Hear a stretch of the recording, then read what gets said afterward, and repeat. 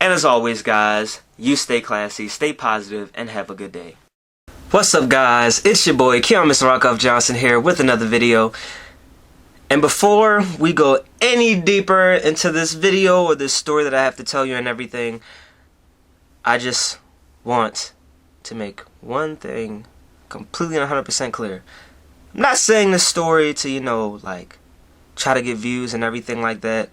I just want to tell my story and everything because, I know I'm not the only one that deals with stuff like this, unfortunately. And I just hope that hopefully my story can help somebody out there. So I just want to get that out the way real quick. And another thing, if you see me smiling or like laughing like throughout the story and everything, I don't want you to think that like I'm just insensitive to the subject or anything like that. I'm not. It's just the way I deal with things. I've always been like this. Something happens and I laugh. Or I smile. Like, I don't know. I'm weird like that. But yeah. But yeah, now that we've got that out the way, I hope everybody's having a good day out there. And I don't know how long this video is gonna be, but I hope that by the time this video is over, if you're dealing with this, hopefully this would have helped you. And if you're not dealing with this, hopefully, it can give you some insight and understanding on what goes through the mind of, like, people that have to deal with, loved ones, like your parents with cancer and everything. By the way, if you've seen my video, those are subscribed to my channel, they've seen it, of course, but if you've seen my video, just in case you haven't, I actually have a video talking about how I found out I was adopted at 24. Well, at age 24, I found out I was adopted. Yeah. If you want to hear that story, I'll put up a link to it. Should be popping up somewhere up there right now. Because I'm gonna lightly touch on it in this story just because it's relevant to the time frame and everything like that of how everything went down. But like, it's not like I'm not gonna like do the whole explanation because there's a whole nother video on it. So after this video is over, you're welcome to go check that out and everything. But yeah, I just wanted to say that real quick, and I'm not gonna hold up your time because again, I don't know how long this video is gonna be, and we're gonna get right into the video. Alright, so if you don't know me, my name is Keon, aka Mr. Rockoff Johnson. What I usually have on my channel are like cars, like car-based content and everything like that. But of course, with this whole, coronavirus thing going on and everything like that, not able to go out and film or anything like that. And I've been actually wanting to make this video for a while so I could like get it out there. Kind of like how I did my adoption video and everything like that. So yeah, that's just some insight on who I am. Oh, and I'm at the time of this recording, I'm 26. Yeah, I'm 26, and I know when my mom first told me that she had cancer, it was, oh wow, I didn't even realize that. It was 5 years ago now. Well, going on 5 years. Found out back in 2015, and yeah, spoiler alert, she did pass away. She passed away in July of 2017, but don't let that discourage you or anything, because I don't even know how to really say this, but she wasn't even supposed to live that long. And I know that sounds harsh, but just hear me out. We're gonna just get into the story right now. Alright, so this right here, right there, that's my mama. That's obviously me, but whatever, but forget that. That's my mama. Don't mama ashy hands. But that's my mom. Yeah, I guess so far as like my mom's personality, she was a very like loving, caring woman. She literally like broke her back and did whatever she could for people, even if that meant putting her in a bad spot. She was just one of those people. She was rare, and I'm not just saying that because that's my mom. Because if she was an asshole, I would have said that too, and she wasn't. We got on each other's nerves, but that's just because I'm a Gemini and she was a Scorpio. So I'll start off like right where, you know, I found out that she had cancer and everything like that. But before I say that, so just to catch you up on what's happened in our lives, so far as like major things to this point, my mother and I had been living in a house, just she and I, for about 4 years. Yeah, it was about 4 years at this point. Because my dad actually passed away from a heart attack back in 2011. So, you know, that was hard on us, but, you know, time goes on, and, you know, you just keep moving forward. That's all you can do. You just, you know, death happens, and you just gotta stay positive and, you know, just keep moving forward. So we had been, you know, just living, just her and I, in the house, same house that I live in now, for about 4 years, and, you know, it seemed like everything was fine and whatnot. I was working at Sam's Club at the time, and I had been making some pretty good money. Also, I think was I taking my video seriously? Yes, I was. I was taking my video seriously at that time. I can't remember if I was making enough money on YouTube at the time to just support myself on it. Well, I wasn't gonna quit my job yet, but just to support myself or not. But either way, it's irrelevant. I was making enough money to move out on my own, right?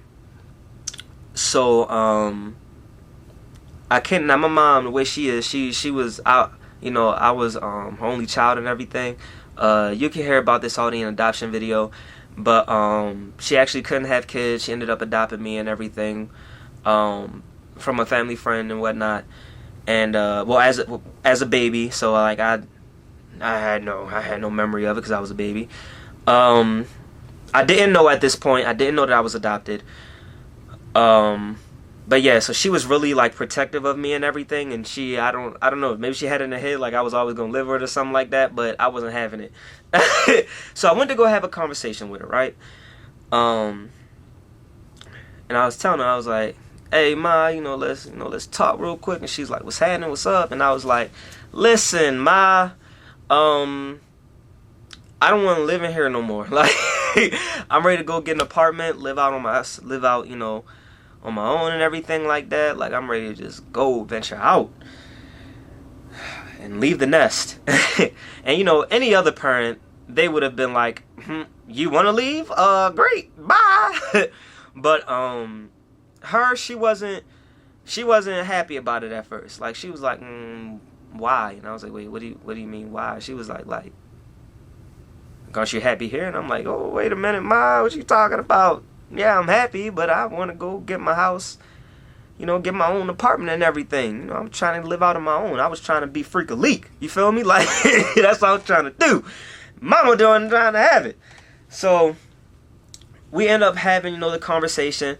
And honestly, like, the conversation did start getting heated because, like her, like, I don't know, just the emotion between she and I, like, we just, like, I was like, "What do you, like, Ma, what are you freaking out for? Like, yo, I'm good. I'm good. I got enough money. Like, I've already been looking at apartments and everything. Like, I make enough money to afford some apartments. Like, I'm ready to go out on my own. Like, what's wrong with you?"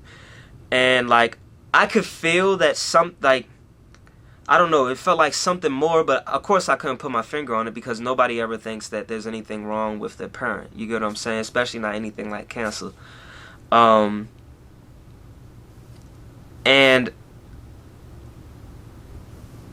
I can't remember exactly what I said to her, but the way my mother was, when she started getting emotional, she would cry. Like, that was just her thing. I don't know why, it was just her. But I said something to her, and she had, like, looked away from me like this. And I was like, "Ma, you hear me? Like, you good?" And when she looked back up at me like that, like, I could see, like, her eyes had started to turn red, and, like, tears were starting to well up. And I look at her, and, like, before I could get anything out, she goes, "You know, Keon, I have cancer, and I don't want you to leave." And I was just like,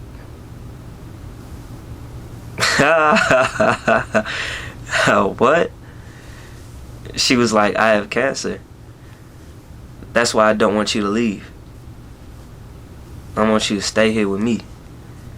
And I was like, wow. I was like, yo, how long have you known? And she was like, I think she said, I'm gonna be honest, I can't fully remember right now. But I think she said maybe like a month and a half or something like that. And at this point, it was April, maybe May of 2015. It hit me for a second, but like I didn't show it on my face. Like I was just like, all right, cool. Like what is that supposed to mean? Just because you have cancer doesn't mean it's a death sentence. Like I don't care. Like, you know, I didn't say I don't care. Like I don't care if you have cancer. Like being insensitive like that. Like she knew what I meant because I'm a son and she knew me. Like I went. So what I mean by I don't care, like I didn't care as in like that doesn't matter to me. Like you having a sickness, like that doesn't make me think you're just gonna be gone the next day. And that's when she was like, yeah, you're right. And I was like, okay, so what are the doctors saying? Like what kind of cancer is it? And that's when she told me that it was either stage 3. I'm gonna be honest, I can't fully remember right now. Who likes to remember stuff like that, you know? But I believe she told me it was either stage 3 or stage 4 lung cancer. I want to say it was stage 4, but she told me it was stage 4 lung cancer. And then she proceeded to tell me that the doctor told her that she had 2 months to live. And I literally bust out laughing. And I'm not joking, I'm not over exaggerating. I literally bust out laughing. Like I can't like reenact it because it was a genuine laugh, but like I literally bust out laughing. And I was like, okay, yeah, alright. I was like, 2 months to live. I was like, okay, that's fine. Whatever the doctor says doesn't matter because I don't believe it. God has the final say so. And I just never believe time frames whenever humans give a certain time frame. I understand you went to school and I understand this is what you do for a living and everything. And you're going to have a great idea on, you know, insight and stuff like that. But just because you have insight doesn't mean that you actually know how long someone's going to live. So if you are dealing with this and if you know, you've been told you have a certain amount of time to live or your loved one has been told they have a certain amount of time to live, don't even let them believe that. Don't let them believe that because that's going to stress them out even more. And the thing that'll end up killing them is the stress instead of the cancer. You feel me? So don't even dwell on that. But yeah, I bust out laughing. And you know, honestly, my mom literally smirked and she said I did the same thing in the hospital when he told me. I laughed at him. I told him, okay, that's fine. She said, no offense, God has the final say so. You can tell that's my mother. We act the same. Certain aspects, but yeah. So yeah. You know, and we're not really like just the way that like my parents, you know, were and everything. Like we just weren't like really the affectionate type. Like we didn't give hugs or anything like that. Like it's just not what we did.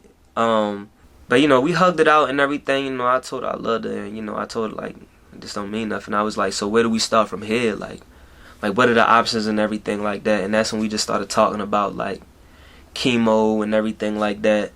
And I was just like, all right, cool. So we're gonna start to get on it. So then over the next couple months, you know, she was doing chemo and everything like that, and it seemed like everything was fine. And actually, she ended up beating it for a short period of time. So yeah, she started doing chemo and everything like that, and that lasted for, you know, a good long while. She was going to chemo, and I believe she had her last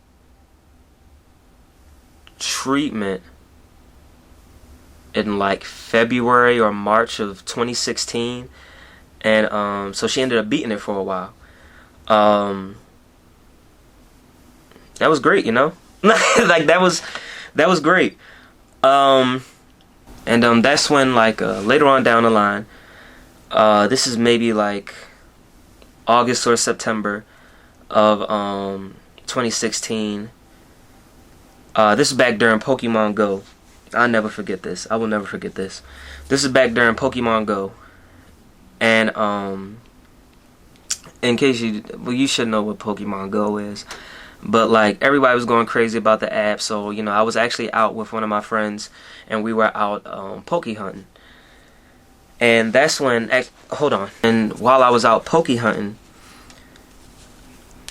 I had got a phone call from a very close friend of the family, my mother's best friend, Miss Dolores. Great woman. She had actually passed away some years prior, but she used to watch her granddaughter, Kayla. Kayla is a hero of mine. Okay, I haven't, and it's so bad just because of life and everything like that. I haven't talked to her or her mother in a couple years, but Kayla, right here, that little girl, she's my hero. That's my mom. That's me after I had got done doing a play. I think it was Fiddler on the Roof. But anyway, that's Kayla right there. So my mom actually used to watch her and everything, and that's her best friend's granddaughter. She was watching her. I was out poke hunting, and I got a phone call from Miss Kim, Kayla's mother, and she proceeds to tell me that my mom had actually had a seizure, and Kayla had found her and called Miss Kim. Miss Kim told her to call 911, so Kayla went to call 911. She's such a brave little girl. I think she was, I don't know how old she was at the time. I think she may have been all of like 10. But she was really brave to do that. So and that's when, in the meantime, of course, Miss Kim called me. I ran to my car, hopped in it, and drove home. By the time I got there, the ambulance had just pulled up to the house, and they put her in the stretcher. We didn't know what was going on yet. She just had a seizure out of nowhere, and she was still having a seizure actually. She was having multiple seizures. So that's when we rushed her to. I'm from Baltimore, Maryland, but we rushed her to St. Joseph Hospital over in Towson.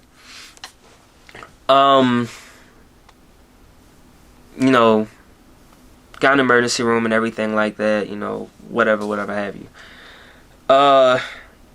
So that's when we found out that not only did the cancer come back, but the cancer had moved from her lungs to her brain. Keep in mind now, they told her she was only supposed to live 2 months in 2015. This is now August of 2016. She's already lived a year past what she was supposed to. Alright? Yeah. So, I'm sorry, I just realized. I found out she had cancer in like early April, late March. There we go. That's the time frame. Okay. It was April. I remember now. It was April. But anyway, so we had found out that the cancer had moved from her lung to her brain. Well, it came back and now it's on her brain. And what caused a seizure was that it was causing swelling on the brain. It was putting pressure on it. And it was like, the seizure was like the body like trying to like get the pressure off. You get what I'm saying? I'm not any kind of a doctor or anything like that. So if you are, maybe you could put in the comments, to say all the like proper medical terms and everything, because I don't know what I'm talking about. Alright, I'm gonna just let y'all know that right now. So now it was a matter of, what do we do now? And what happened, well, here's the good thing about it. So her going to St. Joseph was great because that's actually where she got her chemo done. So they actually, had all the files and everything, and they could just talk to her regular cancer doctor, radiation doctor. I don't know what you call them, but there was a lot of great communication on that part. Not saying that they didn't have communication at all, but I'm just saying there was a lot of great communication. So what we decided to do at the time, if I'm not mistaken, she started doing radiation again, and they started to do the type of radiation where they would like specifically it's a kind of radiation where like, because there's two different types of radiation well, at the time it was, I don't know if it's still the same thing or not, but at the time it was. There's the radiation where they basically fix it on the fix the radiation beam on the spot of, you know, where the cancer is to kill it off. But that uses a very high, I don't really know the terms, but it uses a very high frequency of radiation and everything like that. But the thing is, like, even though it's using like a high frequency of radiation, it's hitting that one spot, so like it's not the whole risk of like, you know, because radiation is poisonous and it doesn't, you know, I don't really know how to really say it, I'm sorry. It won't do as much damage as like the other type of radiation, because with the other type of radiation, of course, since we're talking about a head, I'm going to use a head as an example. If the cancerous spot was right here, the one radiation just puts the beam right there, but the other type of radiation actually puts it around the whole entire brain, or the whole, like a whole area. So, you know, if they see a cancer spot that's right here, but there's one back here that's they just can't see yet, but it's still growing and it's still building, it can kill that off too. So yeah, that's like the risk and everything that you run with that. Again, if you can give some more insight on it, please put it in the comments and I'll be sure to pin it at the top. But yeah, so that's what they told us, and she decided to go with the full brain radiation. But you know, yeah, she had decided to do that. So, you know, she started to lose her hair, which we already knew, well, you know, that was going to happen at some point possibly, because everybody doesn't lose their hair from radiation, but you know, sometimes it happens, sometimes it doesn't, depends on the person and depends on the type of radiation. But when she started to do that type of radiation, she started to lose her hair, which, you know, that was like, you know, a little hard for her, but you know, she wasn't tripping about it, you know.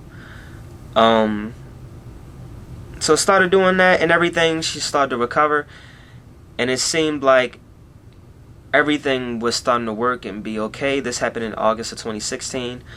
Now keep in mind, throughout this entire thing, we're staying positive the entire time. Like, that's just the way she was. She was just like, look, I done been through so much, like, this isn't gonna phase me. Like, and then she, you know, and I don't try to push my religion on nobody, anything like that, but she was Christian and everything, so like, she had God on her side, and if you got God on your side, you don't need nobody else. So she wasn't tripping about that, and she doesn't let anything bother her. So she stayed in good spirits the entire time. She was just like, okay, you know, just had a setback, is what it is. We gonna bounce right back. That's just what it is. Come on, let's keep going. Like, she was, you know, stay positive. She stayed up. Like, honestly, a lot of her friends were in a lot worse shape than her. She had friends, you know, that would go with her to like meetings with the doctor, or like she would just talk to them, and you know, they start crying like, you know, I'm so sorry you got to go through this. And the whole time she's like, what you crying for, girl? Stop. What you crying for, boy? Stop. I'm fine. And you know, we just, you know, I didn't. Now, granted, you know, I'm just me, and I just handle things differently. But you know, I wasn't tripping about it. I just took it for what it was. You know, hey, we're just built like that. The hardest battles go to the strongest people. So that's just a testament to, you know, just who we are as people. You know, how strong we are. Now here we are coming into 2017, and honestly, the road was rough, but you know, we were making it through and everything. We were making it through, and she didn't have seizures for, you know, a while, and it seemed like everything was good and she was starting to recover. Oh, excuse me. And then out of nowhere, the seizures started coming back, so she had to get rushed to the hospital again.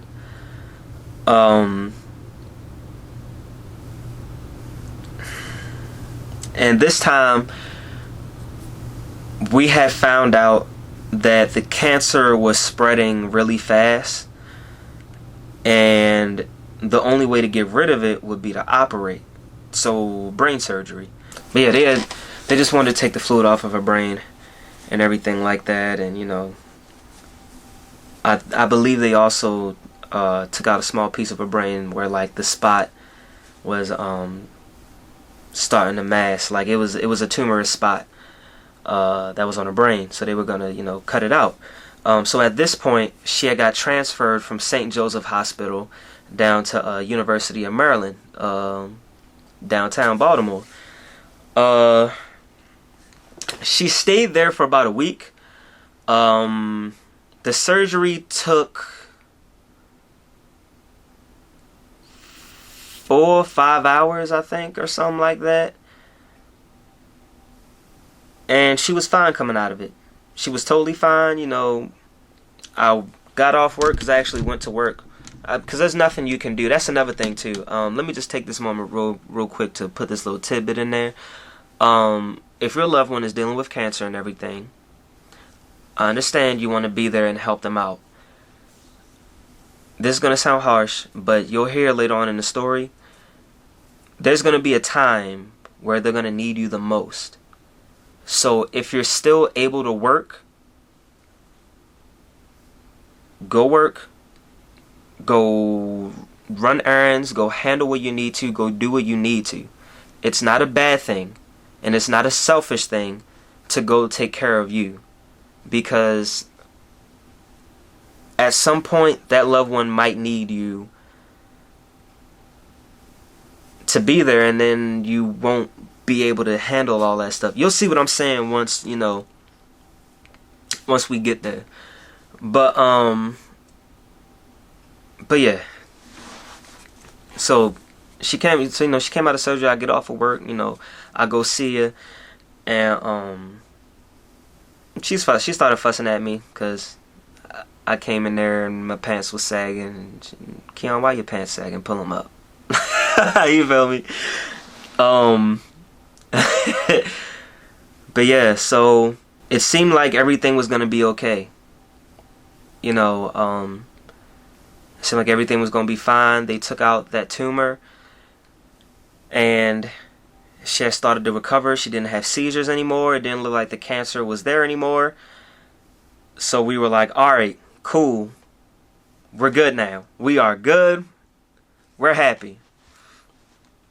So, fast forward past, you know, January and February. She had the operation early February. I want to say this was mid-May. She had started having seizures again. Went into the hospital. Find out, you know, not only did the cancer come back, but now it's on the opposite side of the brain. Then to make things worse, because of the brain surgery and just her age and everything, she was 66. She was 66 at the time. They had told us that radiation and you know, another surgery wouldn't help her out. And they had, at this point, my mom was in ICU, intensive care unit, and just because she was having seizures so frequently, I mean, she was having multiple a day and everything. Excuse me, this was late May.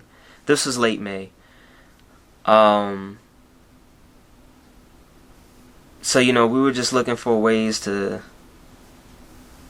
get her to recover, and hearing, you know, that she couldn't now do radiation, and she couldn't do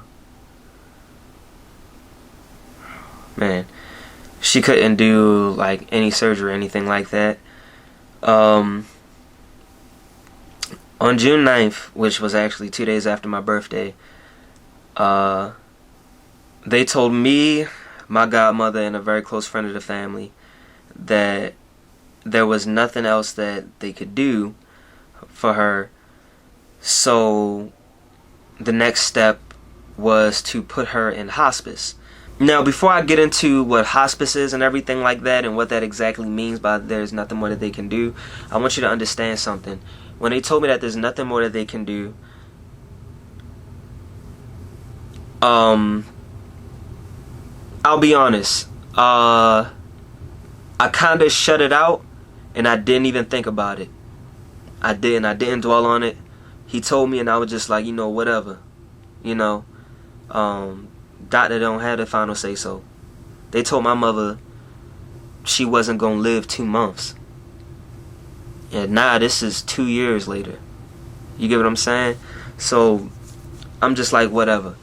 Now what I mean by there's nothing more that they can do. When you reach a point where the hospital can't make you feel better, because that's what hospitals do. They're supposed to get you to the point to make you feel better, make you recover, get you well again.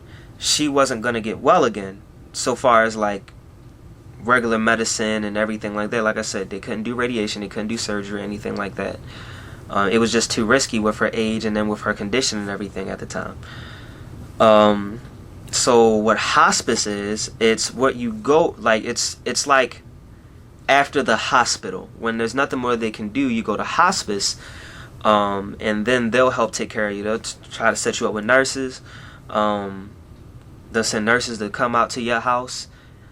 When you're on home hospice, if you're on like you're on hospice and you're in a facility, like they watch you, of course, and everything like that. It's like a hospital, except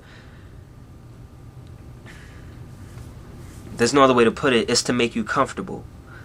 Because 9 times out of 10, if you get on hospice, you're to the point where, like I said, there's nothing more they can do so far as modern medicine to make you well. So it's about making you comfortable. Take that for what it is. And just because you get on hospice doesn't mean that you can't get off hospice. Like I've actually personally heard one story about how this friend of the family that we had, his grandfather had went on hospice, and he actually got off maybe like a month later or something like that, and he got better. So hospice isn't like the final step. Like this isn't a final say so either. Nobody ever has the final say so, whether you believe in God or not. Like even so far as spirituality and everything like that, like nobody has the final say so. So don't ever, like, if somebody tell you there's nothing more that they can do for whoever, and they gotta go on hospice, don't dwell on it. I know that's way easier said than done because of all the emotions you're going through and everything you're feeling, but trust me, don't dwell on it. Don't dwell on it.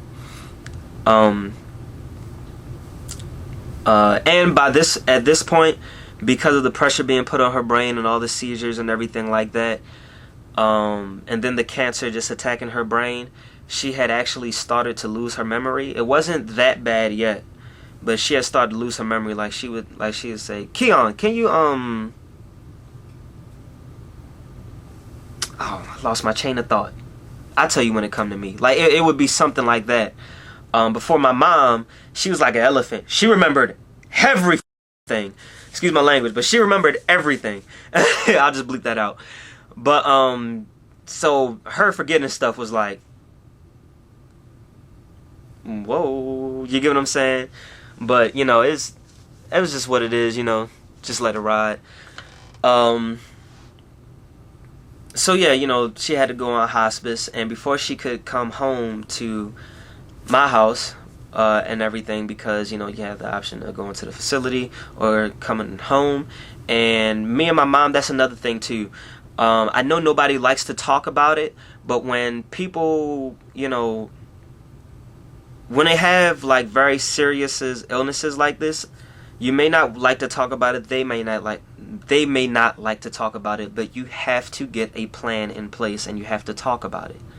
Me and my mom, way back in 2015, when I first found out that she had cancer, literally later on in that conversation, we started talking about certain things, like funeral arrangements. Well, I lied. We didn't talk about funeral arrangements yet then. We didn't talk about that till like later 2016. And that wasn't even on no like we thought that she was going to pass. That's something that you need to talk about. And that's just realistic. You do. And we also started talking about like certain things that she wanted. And one of the things that she did mention to me was that if she had to go on hospice, she didn't want to stay in a facility. She wanted to come home. So that's what we opted for. And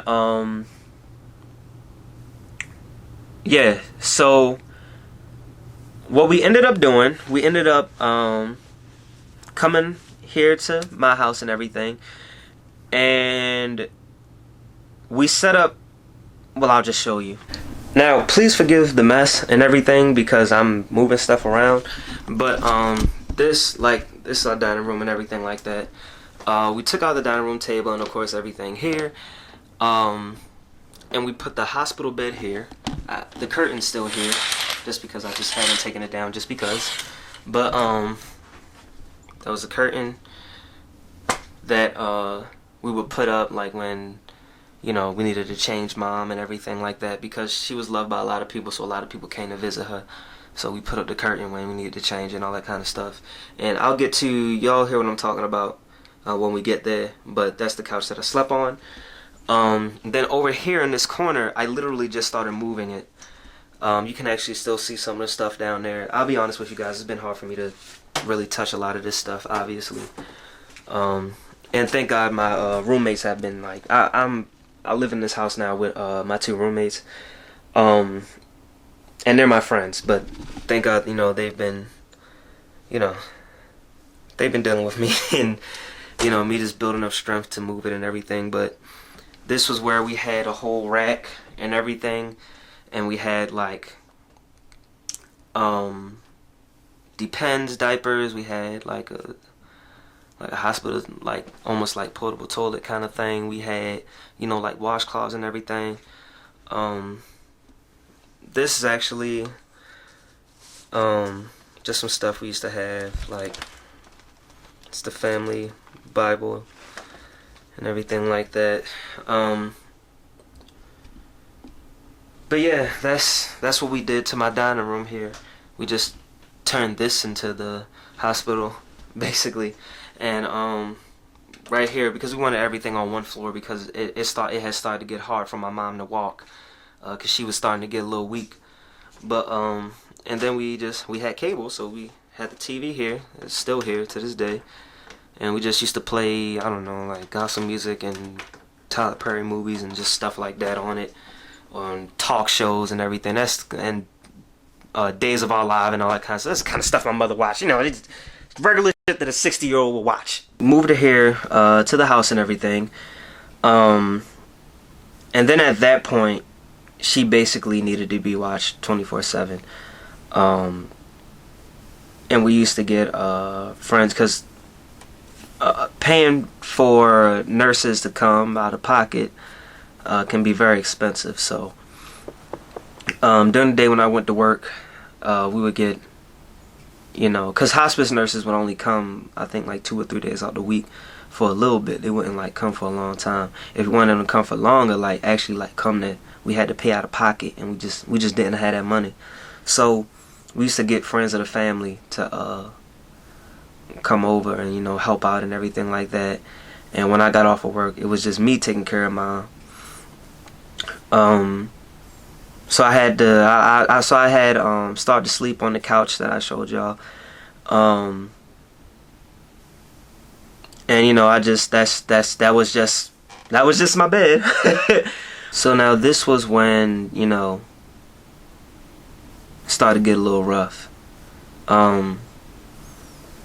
At one point in like late June, it's like mid to late June, she had some real bad seizures, so they took her back over to the actual hospice facility, which is like right down the street from St. Joseph. Gilchrist is the hospice that we were working with and everything. Great people, by the way. And while she was there, I started to look through like some, you know, well, excuse me, I went to Gilchrist just so they could monitor her and so they could like adjust her meds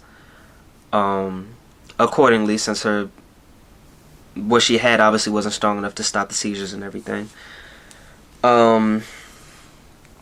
So while she was there was when I started to look through some paperwork to see if maybe I could find some insurance that she just, you know, had that I didn't know about to help like pay for the nurses coming over and everything like that. Cause we did get a couple. we did get a couple nurses to come over that we had to pay for. But, yeah. Like, we were looking for some way. And that's when me looking for that paperwork was how I found the some of my adoption papers and everything like that. Again, I'm not going to dive into the whole adoption thing. You can just watch the other video. So that's when I found out that I had got adopted. Now, at this point, Mom, like I said, her memory was starting to go. And it was starting to get hard for her to talk. Like, you could tell that she knew who you were and everything like that. But it was, like, it was getting hard for her to, like, form complete sentences. So, so I had talked to her about it and everything. Didn't go in detail. I just, you know, let her know, like, I love her regardless of whatever the fuck I find out. And no matter what I found out, like, she's still my mother. Like I said, you can watch the whole video of that whole thing and everything like that. Because come to find out, I actually knew who my biological mother was the entire time. Because she was a friend of the family. But yeah, so anyway, so she comes out of there, she comes home, and then a couple weeks later, I came home from work on Tuesday, and everything was fine, you know, go through the whole list and everything, you know, I had my dinner, you know, I was just, because even though at this point, she couldn't talk, and even though she couldn't talk, I was, like, I still talked to her and everything like that. And, you know, we just went to sleep like how we usually do. And that's just what it was. I woke up the next morning around, like, 8 because I got a phone call from the nurse. I was actually off that day, so this is now Wednesday. I got a phone call from the nurse telling me that she was on the way. I walk over to my mother's bed, and I tapped her. And, you know, I saw her just move like you know, like what? Like she was asleep. She was just like, what? Like, you get what I'm saying? And I was like, hey, Ma, I ain't mean to wake you up, but just to let you know, the nurse on the way. It's just, you know, me here today. I'm off, so it's just us today. But the nurse is on the way to, you know, just come and check up on you. Alright? I'll come wake you up later. You know. I go walk over. I didn't go back to sleep. I just stayed on my phone. And you can see where the couch was. I had a direct line to see my mother. I was looking at her the entire time. 9 o'clock comes. I heard a car pulling up. I look outside and I see it's the nurse. I walk over to go tell my mom that the nurse is there. And the moment I went to touch her hand, I knew that she was gone. Yeah, I knew that she was gone, but, you know, I was in shock, you know, like, I don't even know how to put it, like, I was just standing there, like, emotionless. I didn't cry, or nothing like that. I was just standing there, and I just calmly walked over to the screen door, because at this point, the nurse was knocking at the door. I go open the screen door, and she's like, hey, you know, sorry, I was running a little late, but, and I was just like, and I couldn't get it out. I was just like, and she knew what I was trying to say, and she, you know, she would just like, excuse me, no, brushed past me, went over to her, and, you know, that's when she looked at me and she let me know, you know, officially that, you know, she was no longer with us. And my mom had said a long time ago that, you know, if she ever went, she didn't want to be resuscitated or anything like that. Just let her go. So that's what we did.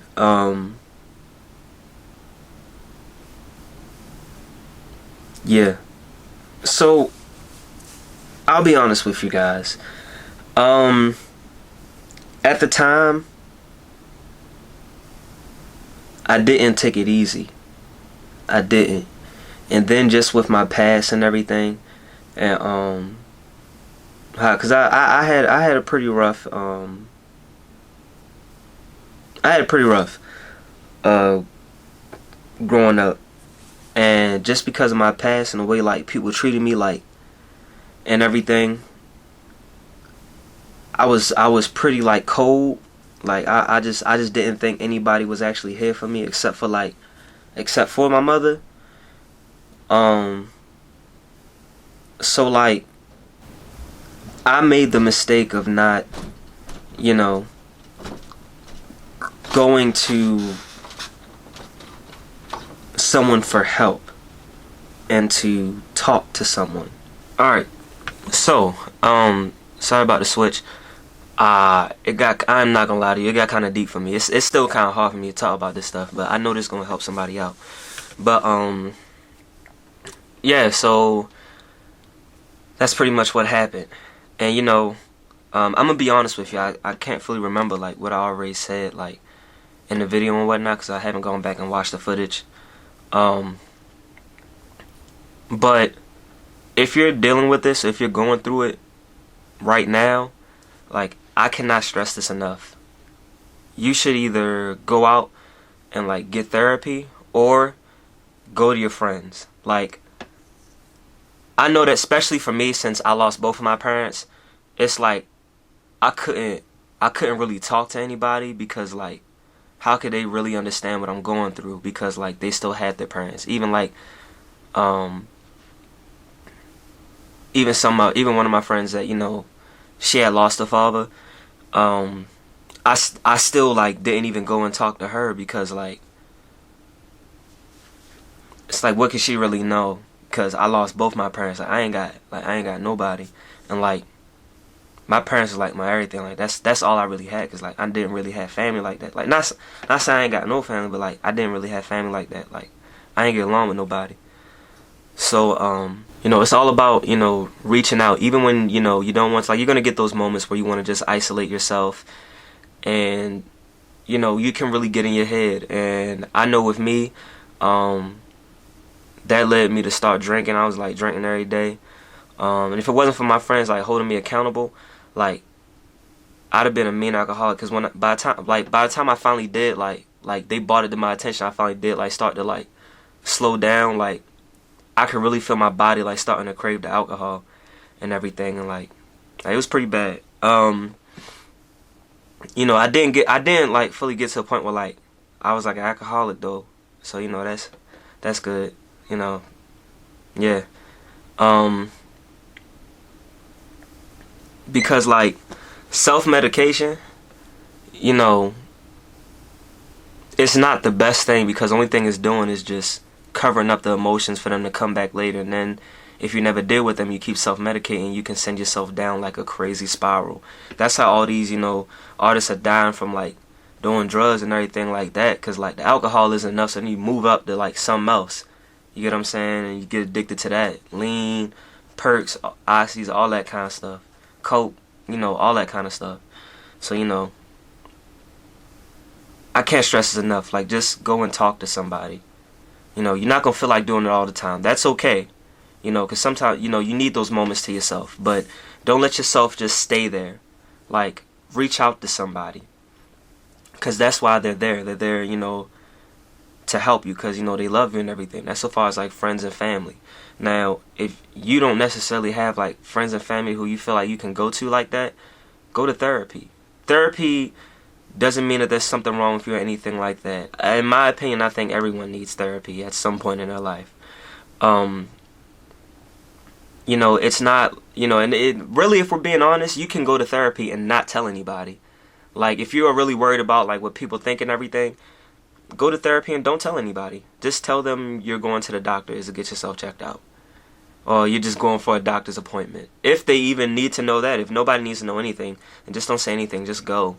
But just go out and get that help. Because I'm not going to sit here and sugarcoat anything and say, like, losing your parents, you know, you'll just bounce back from it. My father been gone since 2011. At this point in time, Jesus, that's 11 years. We're going on 11 years. It's 2020 right now. Of course, like, when this video comes out, it's 2020. But, like, you see this video later, like, it's 2020 right now. So, it's going on 10 years this year. since it's past. No, excuse me. No, 9 years. I'm sorry. My math is all messed up. My head's in a bunch of different places. I'm sorry. 9 years since my dad passing, and it's been 3 years since my mother passing. She passed away in 2017. Like I said, so I'm not gonna sit here and act like it's just gonna go away overnight. Like I'm not gonna lie, I had a rough day yesterday. Like just like thinking about them and everything like that. But you just gotta do what you can to get through it. Thinking positive, doing things that's gonna uplift you and everything. Like I said, it's perfectly human to feel sadness. It's perfectly human to feel anger because they've been taken away from you. However they were taken away. In my case, it was a heart attack and dementia for my dad, and for my mother it was cancer. You just gotta do what you can and just stay happy, stay positive. I can't stress that enough. I wish I really reached out to someone when I needed it, and I didn't, and I should have. And it's like one of those things. It's like you live and you learn. But like I feel like if I actually like took that outlet in the beginning, like I would be way better where I am now, if that makes sense. But yeah, before I close out this video, I just wanna pray with you, cause I know this is hard, and I know some people they feel like ain't nobody praying for them, so I just want to pray with you real quick. So yeah, you don't have to do anything like bow your heads or close your eyes, anything like that. But yeah, I'm gonna just start praying. God, I come to you right now to pray over who's ever watching this video, Lord God. If they're dealing with it, or if they know somebody dealing with it, Lord God, I just ask that you give them patience, give them guidance, give them strength, and give them blessings, Lord God. I know it's hard. I know dealing with things like this is never easy. But I know that you can get them through this, Lord God. And I know that what they're going through right now is going to help grow them into a better person. It's just a matter of getting through it. That's the tough part. And I know that through you, and through their friends, through their family, and through therapy,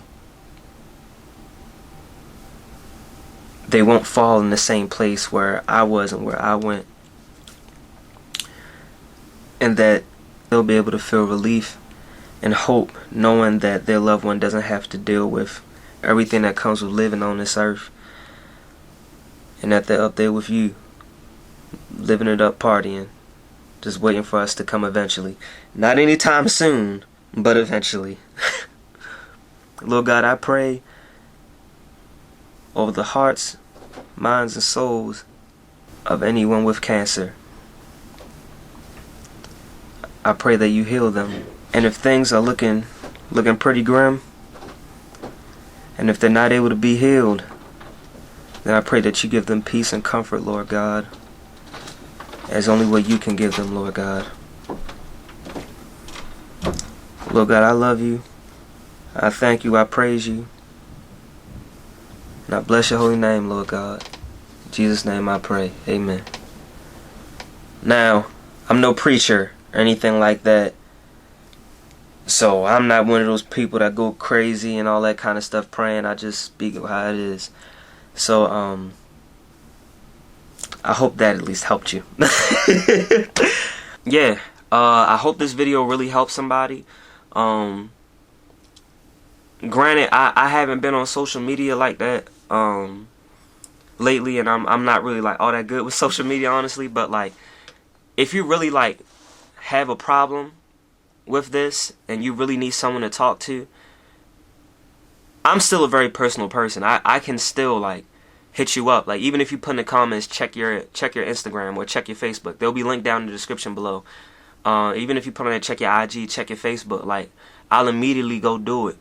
You send me a message or something like that. Like, And that's if I'm not already. I'm gonna, when this video gets put out, I'm gonna be checking my Instagram, my Facebook periodically over the next week or two. But yeah, you know, I'll talk to you. You know, I can help you, like, find, you know, like a therapist or something like that. You know, give you some recommendations. Yeah, I do whatever I can to help you, because as you can tell, I've been there. And you know, I'm going through it now. Yeah. I really don't have anything else to say. I'll be honest, it was a hard one for me to make, but I know that in the long run it's gonna really help somebody. I know that for a fact. Yeah. That's pretty much it. Next video that, you know, goes live should be a little bit more upbeat, you know. Yeah. That's pretty much it. As always, guys, you stay classy, stay positive, be blessed, stay safe, have a good day. Get back. Come back. Don't get me in there. I'm not you. You know, he don't want to leave you for a fight. Come on, King. Come to mommy. Get up. Come to mommy.